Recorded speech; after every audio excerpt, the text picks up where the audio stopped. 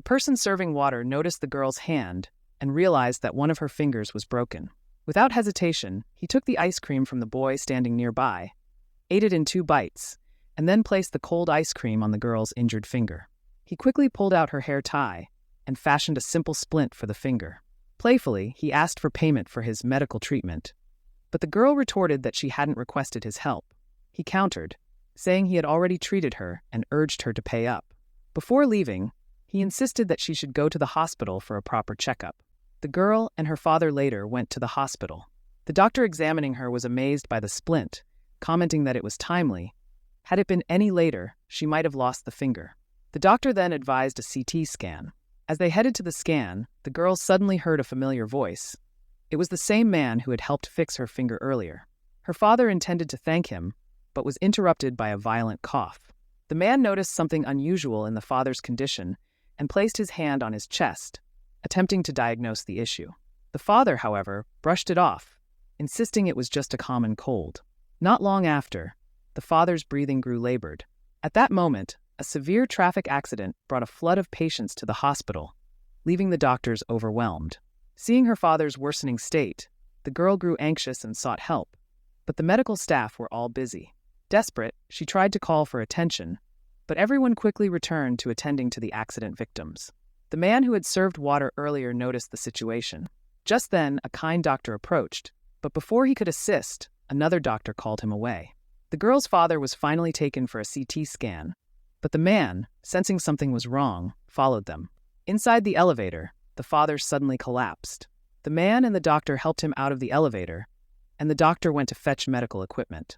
The man placed his hand on the father's chest, and a mental image of the man's heart appeared in his mind. He realized the father was experiencing cardiac arrest. The doctor prepared an oxygen mask and started intubation, but the man urged him to check the heart. Ignoring him at first, the doctor finally checked and confirmed the man's diagnosis. The doctor quickly began cardiovascular resuscitation, while a nurse brought in an ECG machine. With the man's guidance, the father's heartbeat was restored, though emergency surgery was still needed. However, the surgeon was occupied with another operation due to the ongoing accident. The assistant from the operating room warned that without immediate action, the father could die. Seeing her father's dire condition, the girl was on the verge of tears. She knew the man who had helped her was the only one capable of saving her father. Though his medical career had been ruined, she pleaded with him, offering the only coin she had as a token of gratitude. Touched by her gesture, the man decided to help, despite the risks. He prepared for surgery, surprising everyone in the operating room who didn't recognize him. The operation began, and astonishingly, no blood emerged as he made the incision, leaving the other doctors in awe of his skill. What they didn't know was that this man had spent the last 5 years imprisoned in a secret research facility, performing dozens of surgeries daily with a perfect success rate. Just as he was about to reach a critical step, the power suddenly went out. The others panicked, but the man remained calm, relying on his experience to complete the intricate procedure in the dark. He wasn't doing this for recognition, but out of compassion for the girl, who he didn't even know by name, only that this was her father. The operation progressed smoothly, but at that moment, Dr. Swan entered, suspicious of the unfamiliar surgeon. She doubted that a mere water server could perform such a complex surgery and demanded it be stopped immediately. The man challenged her, asking if she could do it better, but Swan lacked the expertise for such a complicated procedure. Even her assistant acknowledged that this was beyond her capability and urged her to trust in the man's skill, despite his background. Frustrated but with no alternative, Swan had no choice but to leave. She then called several security guards, preparing to detain Perrin after the surgery. The operation was completed successfully, and the girl's father was saved. Swan looked toward the operating room, but couldn't spot the water delivery man anywhere. Just as Perrin was about to leave, Swan chased after him and stopped him. She unexpectedly slapped Perrin, but he chose not to explain much. He simply stated that regardless of his status, as long as he could save the patient, that was what mattered. Swan was about to strike him again, but Perrin caught her hand. Undeterred, she used her other hand to hit him. At that moment, an emergency call came in.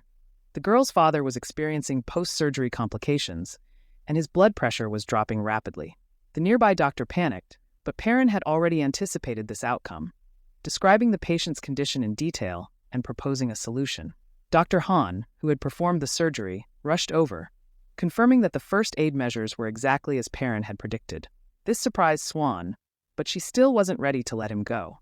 Dr. Hahn then mentioned that even if Perrin had a medical license, he couldn't legally perform surgery in a hospital without being registered. Luckily, the patient's condition stabilized, but they warned Perrin to avoid returning in the future. Perrin was ready to leave and resume delivering water, but another doctor intended to have him arrested. At a remote private clinic, a different doctor was performing surgery on a heavily tattooed man. Halfway through the procedure, the doctor demanded payment. This irritated the patient's companion, who looked ready to start a fight, but the doctor, unfazed, pressed down on the man's wound, causing him to scream in pain, which made the companions anxious. Perrin, observing from nearby, stated that the surgery would cost $150,000, and each stitch was $10,000. He estimated that the patient would need around 10 stitches, totaling $100,000. When the man hesitated, Perrin applied pressure to the wound again until the payment was made. The surgery then continued smoothly. To earn more money, Perrin had opened his own private clinic. Saving the girl's father at the hospital brought him unexpected fame. One day, a doctor visited his clinic and witnessed Perrin's exceptional medical skills firsthand.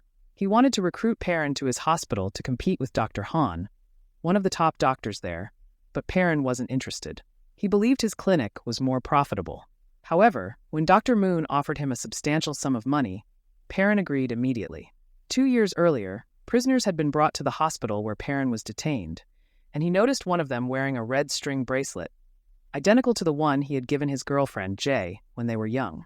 Chasing after the prisoner, he was shocked to see that the person under the white cloth was indeed his girlfriend. Determined to rescue her, Perrin devised a plan. Under his care, Jay quickly regained consciousness. Taking advantage of a lapse in the guard's attention, Perrin attempted to escape with her. Unfortunately, they were soon intercepted by the Institute's security team. In a desperate moment, a man in black fired at Jay, who was about to fall into the lake. Perrin managed to grab her hand, but Jay, not wanting to drag him down, chose to let go. Perrin was arrested by the police and deported back to his country. Upon returning home, Perrin tirelessly searched for Jay. Eventually, he received information from an uncle, who led him to a secret basement. On a screen, Perrin saw his long-lost girlfriend. The uncle explained that to save Jay, Perrin would need a significant amount of money. This motivated Perrin's obsession with earning wealth. Later, Perrin negotiated terms with Dr. Moon, agreeing to work at his hospital.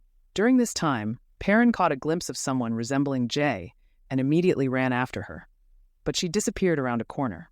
Frustrated, he confronted the private detective who had been investigating Jay's case, accusing him of lying.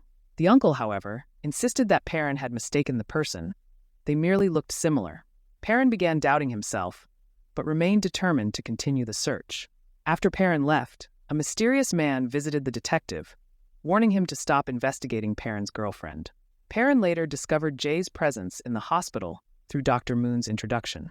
Dr. Moon provided him with some insurance money, advising him to use it wisely. Perrin went back to the detective, offering to split the money if he continued the investigation and found Jay. The detective reluctantly agreed. On Perrin's first day at the hospital, he ran into Swan, who greeted him with a kick. But an emergency suddenly occurred in the hospital, and Perrin rushed to the scene. Upon entering, he saw something that enraged everyone present. The patient was in cardiac arrest, but the nurse stood by idly. The reason was that the patient had signed a do not resuscitate order. However, Perrin couldn't allow any patient to die in front of him. He worked tirelessly to revive the patient, and after much effort, succeeded. While examining the patient, Perrin noticed a bracelet on their wrist. At this moment, Perrin was unusually unsettled. The bracelet on the patient's wrist was unmistakably the one he had given to his girlfriend. But why was it now with this patient? Perrin pondered the connection between Jay and this person, leading him to investigate further. After some inquiries, he discovered that the patient was Swan's mother. Staring at the bracelet, Perrin made a bold decision. He began analyzing the patient's condition and mentally simulated the surgical procedure. Despite numerous simulations, the surgery appeared impossible to succeed, which left him frustrated as it meant he had lost track of his girlfriend once more. Why had Swan given up on saving her mother? The truth was that Swan's mother had abandoned her when she was young, leaving her with her father, which fueled deep resentment in Swan's heart. As Swan turned to leave, her mother, with great effort, grabbed her hand. Swan felt conflicted. Staring at the mother she had grown to hate and demanding answers. Before the mother could respond, she fell unconscious. Desperate, Swan tried calling her boyfriend, Dr. Han, to save her mother, but he didn't answer because he knew the surgery's success rate was almost zero. Dr. Han, focused on protecting his success record, refused to perform the surgery. At her wit's end, Swan realized the only person capable of performing the surgery was Perrin. Meanwhile, Perrin was still running through the surgical scenarios in his mind. Just when he was about to give up, Swan approached him. She was heartbroken and, imitating another girl's gesture, placed a coin in Perrin's hand, pleading for his help. After learning about her strained relationship with her mother, Perrin agreed to take on the surgery. Known for having a 100% success rate, Perrin usually wouldn't perform a surgery unless he was confident in its outcome. But this time, he decided to try, even if there was only a 0.1% chance of success. The surgery was about to begin, but the hospital director, observing from above, ordered them to stop immediately. Perrin was puzzled until he realized that Swan was the daughter of the hospital president. Despite the director's objections, Perrin proceeded with the surgery, and Swan was moved by his defiance. Dr. Han, upon hearing the news, rushed to the scene, but Swan, filled with disappointment in him, didn't even acknowledge his presence. The surgery lasted 7 hours, exhausting everyone involved. Perrin was meticulous in his procedures, but midway through, an unexpected complication arose. Perrin administered emergency care, but despite his efforts, the patient's condition worsened. Swan couldn't accept the reality of her mother's passing and pushed Perrin aside to attempt resuscitation herself. Perrin, heartbroken by her anguish, felt helpless, knowing there was nothing more he could do. Swan was devastated, still struggling to understand why her mother had abandoned her. Now her mother was gone forever. Perrin held her tightly, trying to comfort her. Just then, Dr. Han, her boyfriend, witnessed the scene, which left him conflicted. Determined to retaliate, Dr. Han arranged a disciplinary meeting for Perrin the following day. During the meeting, Dr. Han questioned Perrin's reasons for performing the surgery. Perrin bluntly stated that he did it for money, shocking everyone present. What they didn't know was that Perrin had only accepted a single coin. His true motive was simply to help Swan's mother.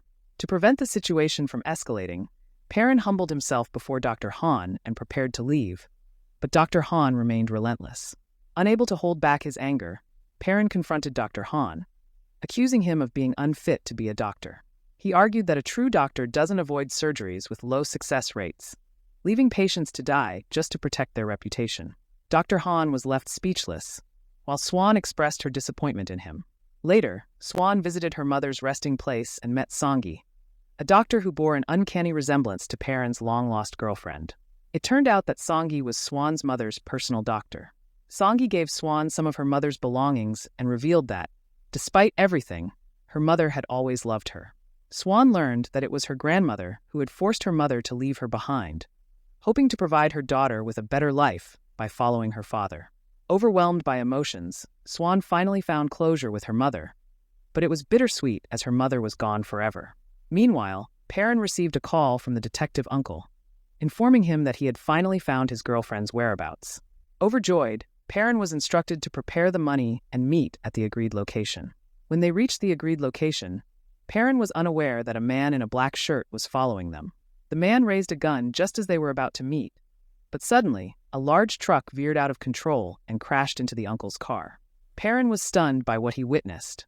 He quickly rushed to the scene, carried his uncle back to his clinic, and immediately began the surgery. Dr. Moon, who had heard the news, hurried over as well. Despite the limited resources at his clinic, Perrin meticulously began the operation. With his hand inside the patient's body, he closed his eyes and relied on his instincts. Dr. Moon was astonished. He never expected Perrin's medical skills to be this advanced, especially under such difficult circumstances. Thanks to Perrin's expertise, the uncle survived the critical stage. Soon after, an ambulance arrived to transport the uncle to the hospital. However, as they were about to enter the hospital room, they realized the uncle was missing. Perrin quickly questioned the nurse, but her response and suspicious expression left him puzzled. At that moment, Perrin received a text message from the detective uncle, claiming that he was going abroad to recover and that Perrin should not contact him again. Perrin immediately tried calling, but the call was not answered, because the phone was now in the hands of the man in the black shirt. Once again, Perrin's search for his girlfriend hit a dead end, as it seemed a mysterious force was preventing him from finding her. Determined not to give up, Perrin recalled seeing a glimpse of his girlfriend in the hospital before, so he decided to check the security footage. However, not just anyone could access the hospital's surveillance footage. After getting kicked out when he attempted to enter, Perrin turned to Swan, knowing she was the president's daughter and might be able to help. Together, they approached the surveillance room, and Swan managed to get access. After scanning through the footage, they finally found someone who resembled Perrin's girlfriend, though the video was too blurry to clearly identify the woman's face. What was clear was that the woman was a doctor at the hospital. Perrin took Swan to his clinic, eager to show her a photo of his girlfriend Jay. Since Swan knew all the doctors at the hospital, she might recognize her. Upon seeing the photo, Swan was shocked because the woman in the picture was none other than her mother's personal doctor. Perrin urgently confirmed this with Swan, and she gave him a definite answer. They both hurried back to the hospital, but couldn't find Jay. Left with no choice, they asked for the doctor's contact information. Just then, a familiar voice called out from behind. It was the woman they had been searching for. Perrin, overjoyed, turned to face her, but she claimed not to know him. Desperate, Perrin pulled out the bracelet he had given her when they were young, hoping it would jog her memory. However, the woman, whom Swan knew as S, became furious, explaining that it was a lucky charm she had given to Swan's mother and demanded to know why Perrin had it. In her anger, she tried to take it back, but in her haste, she accidentally broke the bracelet. When Perrin pressed her for answers, she lashed out and stormed off. Perrin, refusing to let her go, chased after her, only to interrupt her while she was treating a patient. Seeing Perrin's emotional distress, Songi, frustrated, pushed the patient aside, which led Swan to forcibly drag Perrin away. The two later went to a barbecue restaurant, where Perrin, still upset, turned to alcohol to drown his sorrows. Swan asked if he knew his girlfriend's parents, because she had seen a family photo of 3 people on S's profile online. Looking at the photo on Swan's phone, Perrin realized that the man in the picture was different from the father he remembered his girlfriend having. Could there really be 2 people in this world who looked so alike? Now uncertain if S was truly his girlfriend, Perrin was nonetheless determined not to lose track of her again. Swan, watching Perrin's unwavering resolve, couldn't help but feel admiration for Jay. She gently touched Perrin's face, a scene that was observed by Dr. Han, who immediately called Swan. Not expecting to get caught, Swan lied that she was at home. Meanwhile, a drunken Perrin mistook Swan for Jay and slowly held her hand. This time, Swan didn't pull away. Despite having a boyfriend, Swan found herself out drinking with Perrin, something she never expected to happen. What was even more surprising was that her boyfriend, Dr. Han, wasn't angry at all when he saw them together. Being the director's daughter, Swan was vital to Dr. Han's plans. Suin initially contacted S, hoping that Perrin would apologize for his recent behavior, but unexpectedly, Perrin ended up drunk. They had no choice but to take him to San's mother's house. However, they slipped during the process, causing an awkward situation. Suin was visibly embarrassed, while Sony found herself feeling conflicted. Sony remarked that their relationship seemed close, prompting Suin to tell her about Perrin's search for his girlfriend. The next day, Dr. Han approached Perrin, warning him to stay away from his girlfriend. Perrin dismissed the warning and even teased Swan, which infuriated Dr. Han. He couldn't stand anyone speaking poorly about his girlfriend, but this confrontation was witnessed by Swan as she passed by, forcing Dr. Han to let go. S's presence continued to haunt Perrin, making it impossible for him to carry on with his life as usual. He was convinced that she was his long-lost girlfriend. Dr. Moon tried to comfort Perrin and suggested identifying the woman through distinctive features like a scar or birthmark. These words sparked a realization in Perrin. He remembered that his girlfriend had undergone a kidney transplant. To help Perrin, Dr. Moon leveraged his connections to access S's medical records, but the hospital's strict regulations prohibited unauthorized access, and violating this rule could lead to legal consequences. Perrin, however, was undeterred and seized the documents, rushing back to review them. Dr. Moon quickly intervened, warning that such actions could cost him his medical license, but Perrin shoved him aside and fixated on the screen. Upon seeing that the remaining kidney was intact, Perrin slumped into a chair, struggling to accept the truth. Still, he couldn't shake the feeling that S resembled his girlfriend too much to be a coincidence. Reflecting on their past moments together, he concluded that even if someone's appearance changed, their heartbeat couldn't lie. With that conviction, Perrin impulsively embraced S. Surprisingly, she didn't resist. Perhaps she felt some sympathy after hearing his story. Meanwhile, on the other side, Swan found Perrin's actions excessive. But Perrin declared that there could only be one person in the world whose heartbeat matched his own. That person was his destiny. After saying this, he hugged Swan, causing her to lash out at him angrily and storm off. At the hospital, a pregnant woman was bleeding profusely, with her oxygen levels plummeting. If the situation wasn't addressed immediately, both she and the baby would be in grave danger. The doctor in charge was at a loss and called the department head, who was in the middle of surgery, for guidance. Perrin, sensing the urgency, placed his hand on the patient's abdomen, and the physical condition of the woman flashed in his mind.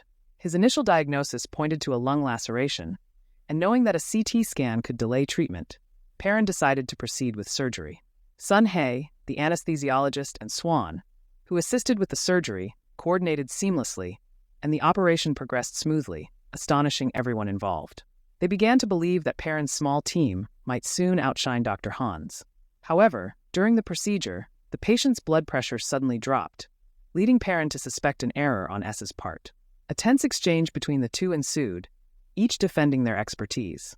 Fortunately, they were both focused on saving the patient, and through relentless efforts, the surgery was completed successfully. With the sound of the newborn's cry, everyone breathed a sigh of relief. Their exceptional teamwork earned them widespread recognition. Meanwhile, Dr. Moon approached Perrin, suggesting that S's medical records might have been tampered with and proposing a new test to determine her true identity. This left S feeling helpless, but she had no choice but to comply with hospital regulations. After the test, Dr. Moon obtained the test results on a disc, which would reveal S's identity. On the other side, Sony, feeling overwhelmed, contacted a man, the very man in the black shirt who had been obstructing Perrin's investigation into his girlfriend's whereabouts. It became clear that they were conspiring together. While on the phone, Dr. Moon suddenly appeared, addressed S as Mr. He, and led them both to his office, where he asked to review S's health records. This terrified Sony, who hastily grabbed the disc, but Perrin swiftly intervened. As Perrin locked eyes with S, his steady gaze suggested that he had already figured out something important. Perrin then inserted the disc into the computer. Just as the recently appointed hospital director, Choi, arrived and demanded that Dr. Moon hand over the disc, Perrin took decisive action and opened the medical examination report. S was under extreme pressure, but what appeared on the screen was a shock to everyone. There were 2 fully functioning kidneys. But Perrin's brief glance earlier had already convinced him that S was indeed his girlfriend, J. It became apparent that J had her reasons for concealing her identity, and while Dr. Moon apologized to her, S did not wish to escalate the situation and quickly left. That evening, Perrin returned home and noticed that the disc had been switched. In fact, he had secretly swapped it himself to keep the truth hidden from his girlfriend. At this point, Director Choi sought out Perrin to reveal a secret. Years ago, a medical incident at the hospital led Perrin's parents to demand accountability from the surgeon involved, unaware that the doctor was the very person standing before Perrin now. At the time, the hospital was in its prime, and Director Choi was determined to cover up any scandals. A senior government official named Yen devised a plan for them.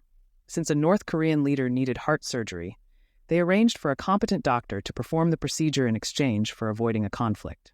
The higher-ups agreed, knowing that sending Perrin's father to North Korea would prevent him from suing the hospital and avert a potential war.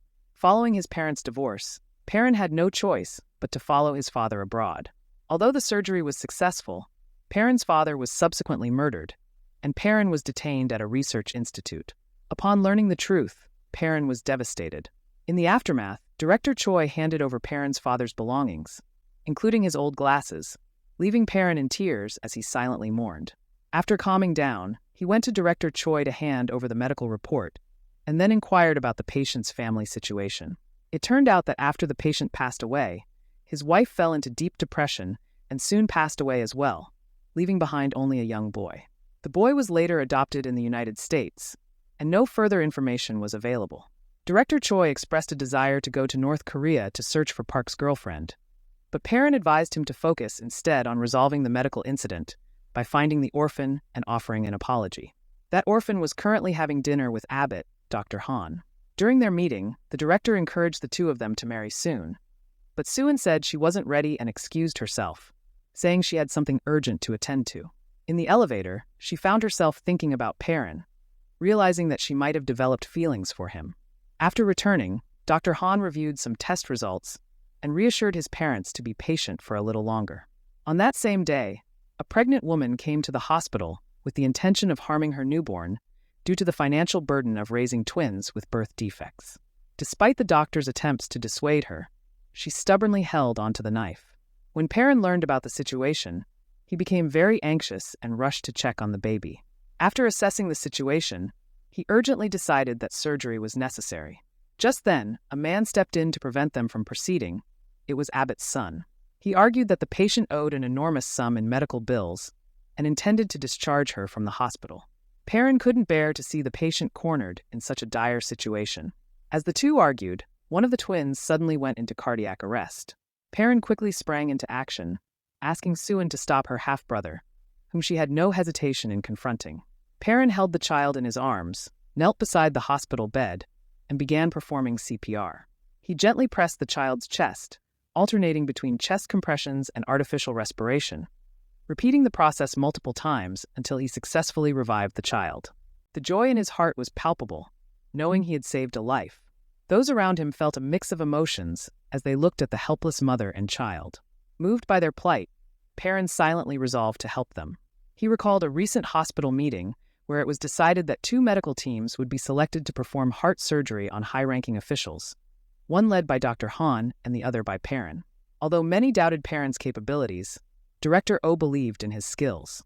Upon hearing this, Perrin was furious, especially since the high-ranking official in question was Yang Suku, the very person indirectly responsible for his father's death. He confronted Dr. Han and symbolically removed his medical coat, signifying his withdrawal. He told Dr. Han's team to handle Yang Suku's surgery. But in a sudden change of heart, Perrin stormed into the director's office, interrupting their surgical discussion. He faced Yang Suku directly, picked up his white coat, and declared that he would participate in the surgical competition, but on one condition: all surgery costs would be covered by the hospital, and any funds he earned would be used to pay for the twins' congenital heart surgery. Perrin stared at the man who had wronged his family, his expression hiding his true intentions. He then angrily sought out Young Su, expressing his newfound desire to win the competition. He said, "I really want to know what your heart is like. I'm curious how you'll deal with it. Pray that I'm not the one operating on you, because if I do, you might not survive." The man standing before him was responsible for recruiting children in America and had been commissioned by former Director Choi to locate the remaining child involved in the medical incident 2 decades ago. The two were close allies, well aware of each other's revenge plots. Sun Chong didn't reveal Dr. Han's true identity to Director Choi, while Perrin grew more convinced that Songi was indeed his girlfriend, Jae. This belief was reinforced when Yang Suku told Perrin, "If you can't cure my heart, you'll never see your beloved girlfriend again." Perrin realized that Jae had her own struggles, though the exact reason remained unclear. It turned out that after Jae was rescued from the lake by a man in black, she was coerced into joining their organization, carrying out secret missions for Yang Suku. S's unexpected arrival interrupted their conversation, which was observed by the man in black. He later approached S and instructed her to join Perrin's team and help him secure the opportunity to operate on Yang Suku. Dr. Han and Perrin split up to hold separate meetings about the surgery. Members of Dr. Han's team expressed doubts about Swan's qualifications, fearing that her involvement could compromise a critical part of the procedure. Feeling discouraged, she sought out Perrin for guidance on this key aspect of the surgery. Without hesitation, Perrin grabbed her hand and began teaching her how to perform the necessary technique. This interaction was witnessed by S, who had just arrived. At this moment, Sun Hee's emotions were in turmoil, and just then, Dr. Han appeared, visibly angry. This situation left both Swan and Perrin feeling embarrassed. Dr. Han called Swan away, but Sun Hee was tense, thinking, "Have you forgotten that Swan is Mopper, your opponent's first surgical assistant?" While facing Dr. Han, Perrin was unfazed. All he cared about was saving the baby.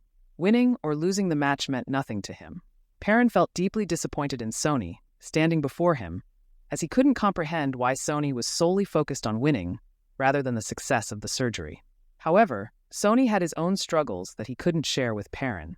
Meanwhile, Dr. Han, feeling humiliated that Swan had sought surgical advice from his opponent, kicked her out of his team. This deeply saddened Swan, who had put in significant effort preparing for this surgery, but didn't expect such an outcome. Encouraged by Park Koo-in, parents sought out Swan, and she agreed to help him complete the surgery. On the other side, He and the man in black went to the secret base, where Young-soo's subordinates were waiting. The squad leader informed them that the surgical team for Young-soo had been decided, with Dr. Han's team selected, rendering Sun Hee and the man in black irrelevant. The squad leader then attempted to eliminate the two, but they fought back. The situation was defused by the sudden arrival of Yannick Soo, who sought to determine whether South Hee was indeed Park Koo-in's girlfriend. To confirm this, he wanted to examine S's body. Upon verifying her identity as Jae, Young-soo decided to keep them alive temporarily, hoping Perrin's team would win the surgical competition and take the opportunity to operate on him. As Soo-hee prepared to leave, the man in black stopped her. Meanwhile, the surgery had already begun. Soo-hee, serving as the anesthesiologist, and Perrin's team arrived late, while Dr. Han's team had already started the procedure, causing Dr. Moon considerable worry, as this delay could affect the patient's condition. Perrin, unaware of the situation, remained calm and assured that SEI would arrive. At that moment, the operating room door slowly opened, revealing the arrival of Dr. SEI, the anesthesiologist, who fortunately hadn't lost much time. She began anesthetizing the baby, and the surgery officially commenced. The tension in the observatory was palpable, as this was not just a competition, but also a matter of life and death for two children. The surgery proceeded steadily and orderly, with Dr. Han's team moving at a faster pace than Perrin's. The two teams raced against time, but suddenly Swan lost focus, leading to the detachment of a blood vessel. She was so frightened that she dropped the surgical tools. As time ticked away, she doubted her ability to manage the situation. Sony felt immense pressure, as the outcome was tied to both her and Park Koo-in's survival. Perrin, unaware of what was happening, maintained his confidence, telling Swan to handle the situation herself. Remembering the techniques Perrin had taught her, Swan fought to overcome her anxiety. On the other side, Dr. Han successfully completed his surgery. He noticed the man in black in the observatory and grew, concerned about putting Perrin in danger. Perrin, in turn, urged Swan to stay strong. With the support of the entire team, the surgery returned to a stable trajectory, although Dr. Han's team had already finished first. Despite the time difference, Perrin's priority was saving the patient rather than rushing. However, he was unaware that this contest involved more than just surgery. It was a matter of life and death for him and Sanhee. Just as the man in black approached Perrin, Sanhee intervened, pushing Perrin out of harm's way. As they exchanged glances, all past misunderstandings between them began to dissolve. Sun-hee no longer hid her identity and revealed that she was Park Koo-in's girlfriend, Jae-hee. At that moment, the hospital alarm issued a green alert, prompting everyone to rush to the ITC room. The man in black had no choice but to retreat in defeat. It turned out that complications had arisen during Dr. Han's surgery, leaving him in disbelief as he questioned his assistant about the cause. This unexpected result shocked Dr. Moon, as the failure of the opponent's team signaled success for Z, Perrin, and Jae then arrived. But Perrin's only concern was the baby's safety. He wanted to operate on the baby himself, but was stopped by Dr. Han, who proceeded to perform a second surgery. Dr. Han's frustration grew, as the success of this operation was tied to his chances of inheriting the hospital. Director Oh, observing from the audience, felt deeply disappointed and left in dismay. On the other side, Jae confronted the man in black, accusing him of almost getting her killed and endangering Perrin's life with his impatience. However, to the man in black, Jae was merely a puppet, with both her and Perrin's lives under his control. He warned them to abandon any thoughts of escaping. Meanwhile, Perrin, eager to share the good news with Jae, was unable to reach her until he caught a glimpse of her at a corner. He quickly followed but soon lost sight of her. Spotting her car near the hospital entrance, Perrin immediately gave chase. They eventually arrived at the residence. As Perrin turned around, he noticed a smile that was both familiar and oddly distant. Memories of him and Jae flashed in his mind, and he couldn't believe this moment had finally come after all the challenges he had faced to find his girlfriend. In this instant, Perrin felt that all his efforts had been worth it. Although they had been apart for years, the two embraced each other tightly, not wanting to let go. They gazed at one another, gently caressing each other's cheeks, unable to contain their emotions any longer. In the days that followed, they lived blissfully together. To ensure they could always be with each other, Perrin decided to take Jae away from that place. He bribed an old man who promised to help them quietly escape, but Jae was anxious, fearing the worst. As expected, A group of unfamiliar men soon appeared and pinned the old man to the ground. Perrin grabbed Jay, intending to flee, but they were quickly surrounded. The man in black was leading the group. Perrin was captured and grew increasingly worried about his girlfriend. Jay was seized by two men, and witnessing this, Perrin desperately pleaded. But the man in black had no intention of sparing them. He began humiliating Jay right in front of Perrin, who sank into despair watching this scene unfold. Satisfied with the damage he'd caused, the man in black ordered his men to take Jay away and warned Perrin of two things. First, he must perform surgery on young Waisuku. Second, he must conceal Jay's true identity. After injecting something into Perrin's body, he soon lost consciousness. However, Perrin was unaware that this was all staged by the man in black and Jay, as both of them belonged to the same organization. Jay looked at Perrin with pity, but knew she still had responsibilities to fulfill. Reluctantly, they left. When Perrin woke up in a car driven by the man in black, he was overwhelmed with concern for his girlfriend's safety and resolved to find her at any cost. Suddenly, he received a call from Swan, informing him that Jay was with her. Perrin immediately rushed over and pulled Jay away, leaving everyone bewildered. Despite everything, Perrin refused to surrender to the control of the man in black and was determined to continue his escape with Jay. But Jay was fully aware of the organization's reach. No matter where they ran, they would be found, even having the Prime Minister under their influence. Perrin, however, resolved to perform the surgery on Waisuku. Meanwhile, Dr. Han, determined to reverse his team's defeat, begged the hospital director, Oh, for another chance. The director, however, was merciless in the face of failure, refusing to grant him any opportunities and even intending to reassign him to a remote academy. Driven by his thirst for revenge, Dr. Han dropped to his knees, pleading for another chance. He remembered that when he was a child, this very person had caused his father's death. Even if it meant kneeling before his enemy, he was willing to do whatever it took to get his revenge.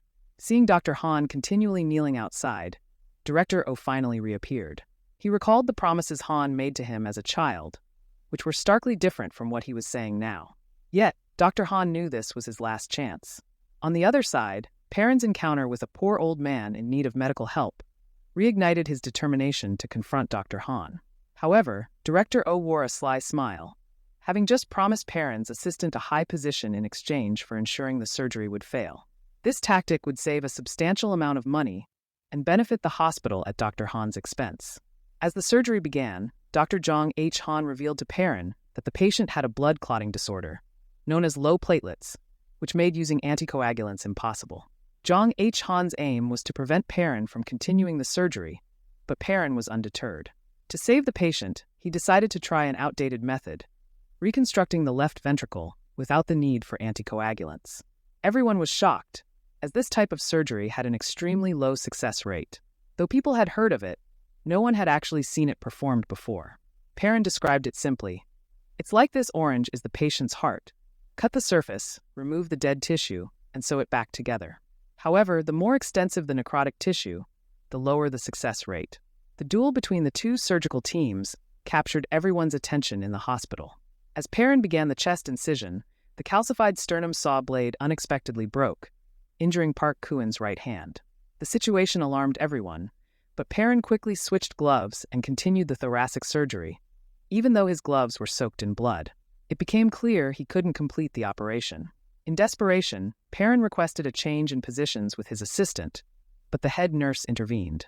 Her suspicion grew, as the broken saw blade was abnormal, and she believed it had been tampered with by medical staff. Since Perrin was responsible for installing the saw, she suspected foul play and dismissed the surgical assistant. She treated Park Kuen's injury, while the surgery faced a standstill without a lead surgeon or an assistant. Perrin was forced to borrow someone from a neighboring operating room, but since Dr. Han was his rival, he was reluctant to help and instead offered an inexperienced intern.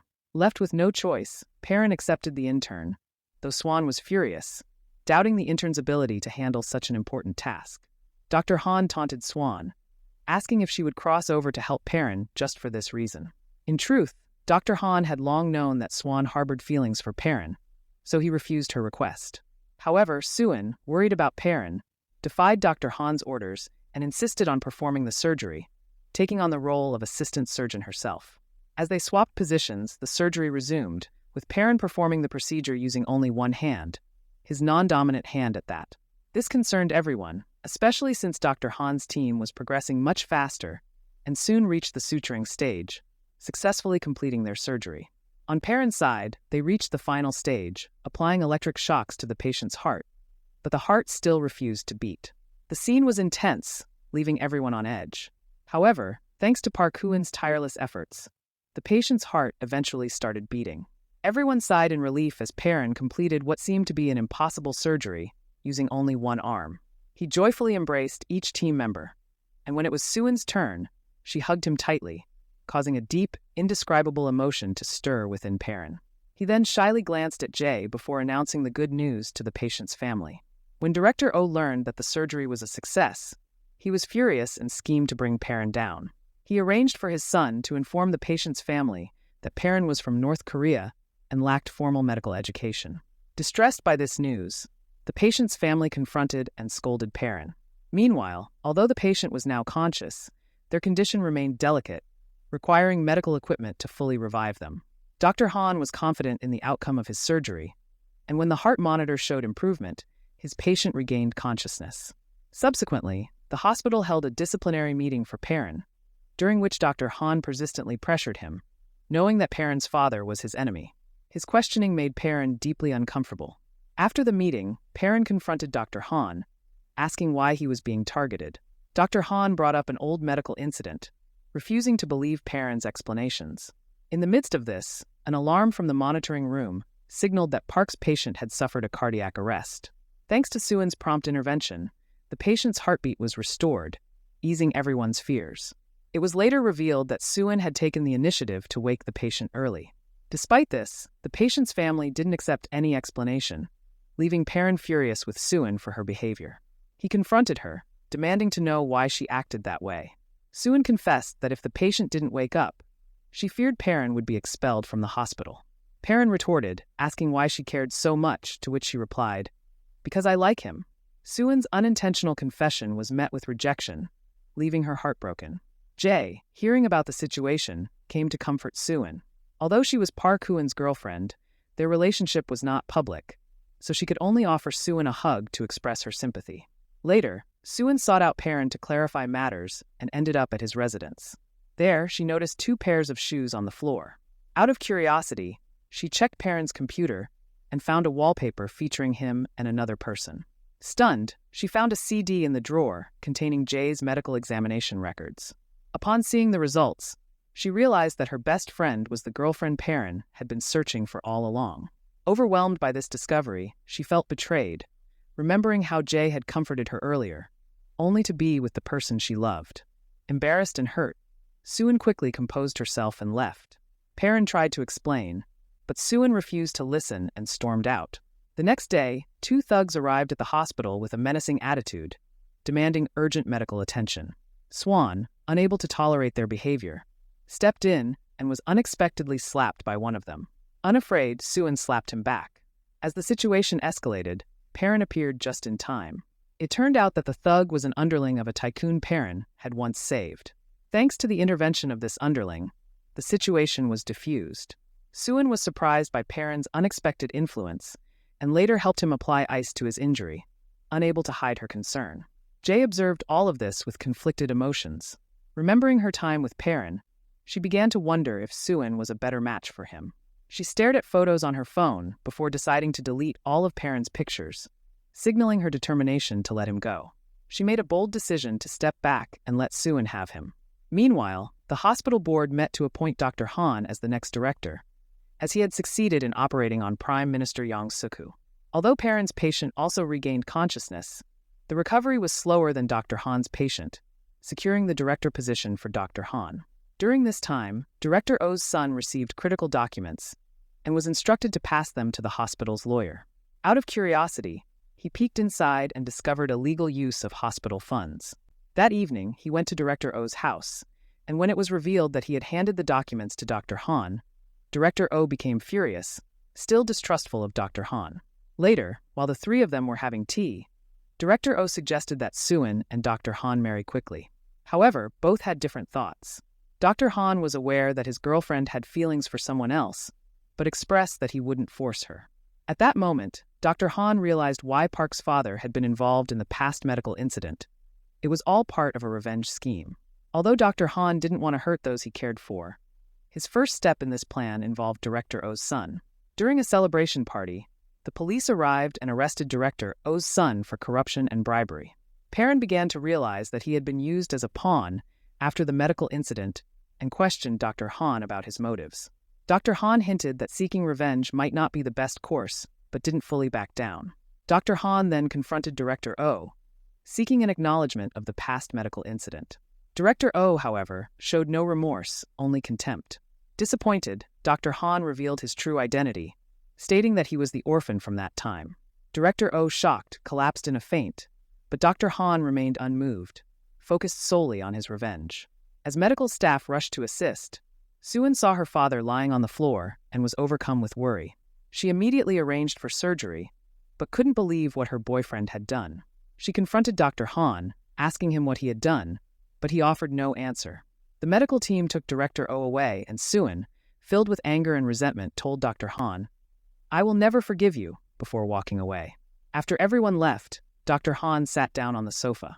Although he had successfully carried out his revenge, he didn't feel any sense of satisfaction. Thanks to Perrin's quick actions, Abbot Oh survived the critical condition. Swan felt deeply grateful to Perrin. Later, she confronted Dr. Han, asking why he was so cruel, but he didn't offer much explanation. He simply packed his things and prepared to leave. Before going, he took one last look at the place full of memories, with Swan's image repeatedly flashing in his mind. Dr. Han visited Abbot Oh's hospital room and gazed at the person he had once deeply resented. His heart was full of conflicting emotions. Swan questioned why he was there, and Dr. Han replied that he was leaving. Swan, hurt and angry, urged him to go quickly and never return to the hospital. She also warned him to stay away from the vicinity altogether. Seeing the woman he loved standing before him caused Dr. Han immense pain. Before leaving, Dr. Han approached Perrin to say goodbye and entrusted Swan's well-being to him. Dr. Han believed that Perrin and Swan truly belonged together. Meanwhile, Abbot Oh regained consciousness and asked Swan to find Dr. Han. Confused, Swan couldn't understand her father's request, but Abbot Oh explained that Dr. Han had saved his life by performing CPR after he fainted. Realizing that she had misunderstood him, Swan tried to contact Dr. Han, but he didn't answer her calls. By the time Swan ran out of the hospital, Dr. Han had already driven away. With the dean recovering, Swan temporarily took on the role of president. Ji, however, harbored resentment towards Perrin, blaming him for distancing himself and moving closer to Swan. Despite Ji's hostility, Perrin reassured her that he only cared for her and would never leave her. This moment of honesty brought the two to tears as they hugged, promising to stay together. Meanwhile, Prime Minister Yang Su's surgery began, now under Perrin's care due to Dr. Han's departure. Before the surgery, Yen Su revealed a hidden agenda with Jae's help. Overcome with guilt, Jae decided to reveal the truth. She was actually a North Korean agent. The surgery for Yen Su was merely a cover. The real goal was to keep the president in a permanent coma, allowing Yen Su to seize control with backing from North Korea. Determined to stop this plot, Perrin tried to alert the hospital director, but was unable to reach him. The next day, the president was invited to visit the hospital, guided by Swan. As they toured various facilities, Perrin suddenly appeared, alarming the president's bodyguards. Perrin requested a private conversation with the president, but the guards insisted on staying close for safety. Just as Perrin was about to expose the entire conspiracy, Yen Su interrupted. During a handshake, Perrin noticed the president's deteriorating health. He mentally assessed the president's condition and realized his time was limited. However, his unusual actions were halted by the bodyguards, prompting him to quickly apologize before leaving. Yen Su later received a call from the president, who refused to undergo surgery at the hospital. This unexpected decision threatened to derail Yen Su's plans, but his assistant pointed out that the president's heart wouldn't last another week without surgery. The only viable treatment involved regenerating the left ventricle, a highly risky procedure that few dared to perform, except for Perrin, who had previously succeeded with one hand. Desperate, Yen Su tried to persuade the president to reconsider. The president eventually agreed, but only if Perrin's team handled the surgery, relieving Yen Su.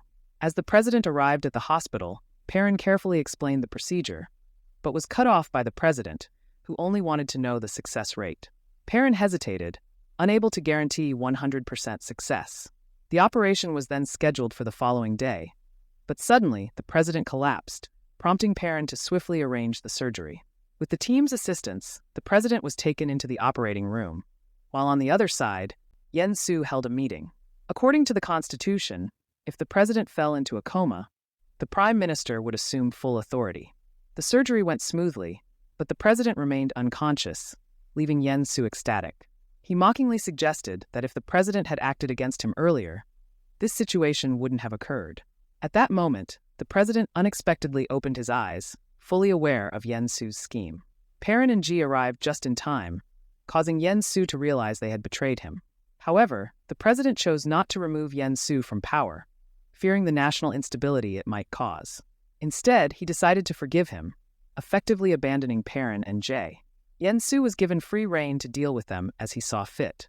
As the president departed, he subtly signaled his subordinates to eliminate Perrin and Jay. The car suddenly stopped, leaving everyone confused. The driver turned out to be the man in black. With the plan now ruined, Yen Su and Perrin's connection with North Korea had lost all value. When they checked on Yen Su, he was already lifeless. The team leader, having long disliked Yen Su, decided to let Perrin and Jay escape. As they fled, a gunshot rang out. Perrin had been seriously wounded. Jay turned and saw that the shooter was the man in black. Knowing they held critical knowledge, he intended to kill them both. With no other choice, Perrin and Jay jumped into the river, leaving their fate uncertain. 2 months later, Dr. Han returned to the hospital to sincerely apologize to Abbott O. When Swan appeared, the lingering tension between them dissolved. For the sake of his daughter's happiness, Abbott O resolved his conflict with Dr. Han. The next day, Dr. Han drove Swan to a small town, where she unexpectedly met the person she used to care about. She confronted him, asking why he hadn't contacted her and assuming he had died. It turned out that Jay's North Korean background had led Dr. Han to arrange her return to her home country. On the day Jay was set to leave, a car arrived. To Swan's surprise, Jay stepped out, reuniting with Perrin in a heartfelt embrace. Swan, meanwhile, held hands with Dr. Han, bringing closure to their story. And with that, the film ends. If you enjoyed the story, please like and subscribe to support us in creating more content. Goodbye, and see you in the next video.